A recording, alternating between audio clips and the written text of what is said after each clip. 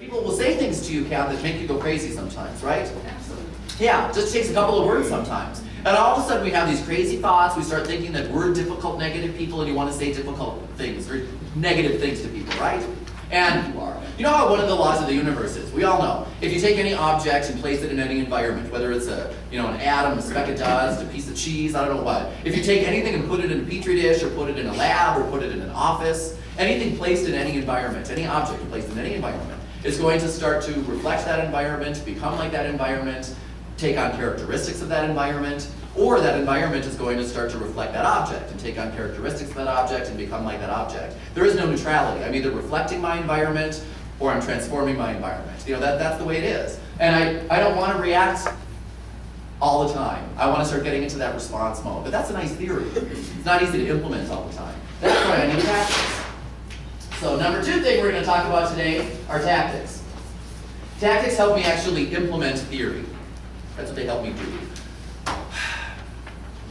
For example, a personal compass helps me kind of implement the theory of having a personal mission statement. Does anybody in here have a personal mission statement? Has anybody taken the time to do that? What's your name?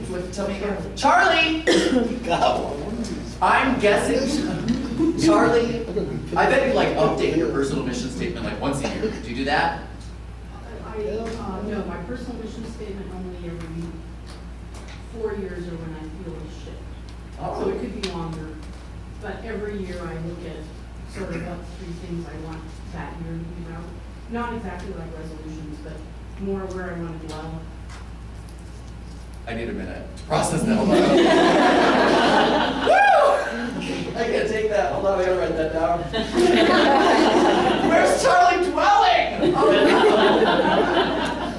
I love it! Unfortunately, a lot of the time I'm not dwelling where I want to. That's the thing. Unfortunately, she says, I'm not dwelling where I want to dwell. That's where we all are. You know what I mean? Most of the time, I'm not there. But if I was there for a minute yesterday, and I take the time to write down a personal mission statement as you do, maybe I'll be there for 2 minutes tomorrow, right? I mean, it's a work in progress. But I love the way you put that. Where do I want to dwell? Here's what we're going to do. Crystal? I'm going to get you! Crystal, what is a hat that you wear, a role that you play throughout the day? Who are you? What's one of the things that you do? What's your job title? I'm a recreation specialist. Okay. Number 1, I'm a recreations specialist. What are you in your personal life? What's one of the things that you are? Mommy. For example, you could be a friend, you could be an aunt, you could be a wife, you could be a daughter. A mom. You're a mom? Yeah, Okay. What else are you? a friend. She helped me. I'm cheating. What else are you? Oh, great. Yeah, I need 2 more. Wife. Oh yeah, I'm a wife. Oh yeah! It's been over 3 years. It's gone. Wait a minute! What's your husband's name? Mike. How long ago Not did you that Mike. Not that Mike. How long ago did you meet Mike? In college, so a long time ago. But it's not. Yeah, not that long. But Yeah. Do you have kids? One.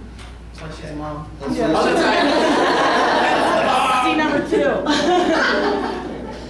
Do you remember when you first fell in love with Mike? It was college, so no. I'd like you to think about that, Crystal. That's Actually, what we know. later. Yeah. What's the 5th thing? Give me another thing that you are. What am I? I don't know. Daughter. Oh, I'm a daughter, yeah. Oh! It turns out. Sister, yes, I'm a sister. I got a whole Okay. Please take a moment. Everybody has a pencil, right? Everybody's got one of those. Please take a moment at the top of page 1, where it actually says 1, not on my face this time. At the top of page 1, jot down 5 or 10 things that you are. Okay. I have trouble, for example, when it comes to making a personal mission statement or making a personal compass. I have trouble doing it unless you spell it out for me. It really needs to be spelled out. What's your husband's name? Mike. That's right. Oh, I was like, You know how Mike needs things spelled out for him sometimes? yes. Yes. Now that I can answer. Remember, Mike is doing the best he can with what he's Yeah, got. that's true.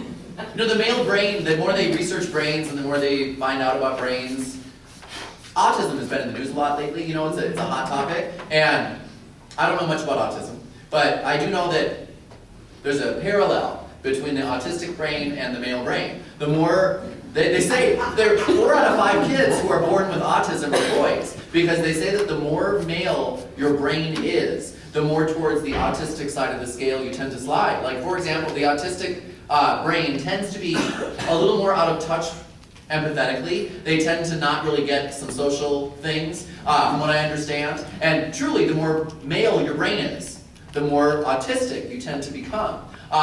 When I found that out, it explained a lot to me, because I thought, oh, remember, Mike is doing the best he can with what he's got. See, I got Mike is autistic, so I got I do not know him personally, but I know him. I know. And sometimes you need to spell it out to me. You know, I have a male brain. You need to spell it out to me sometimes. Like, and we'll get into that. But I need very specific steps.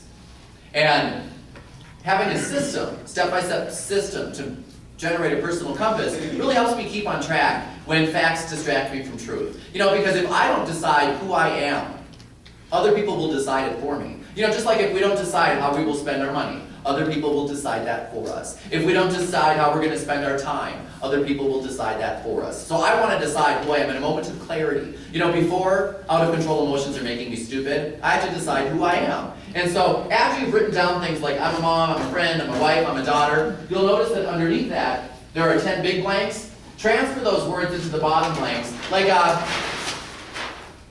Ernest? Yes. You had said that you are a supportive husband, right?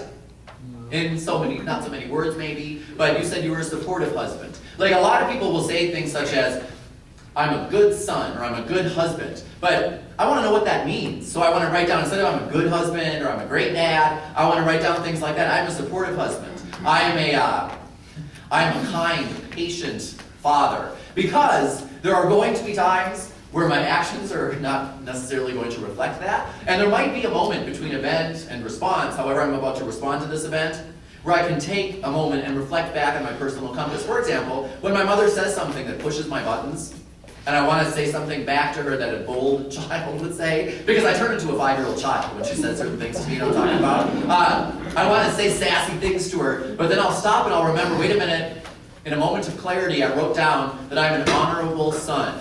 And what I want to say to you right now is not what an honorable son would say. Therefore, I'm going to choose another path. Because, you know, I'm either whatever that is all the time or none of the time. You know how a lot of people, they're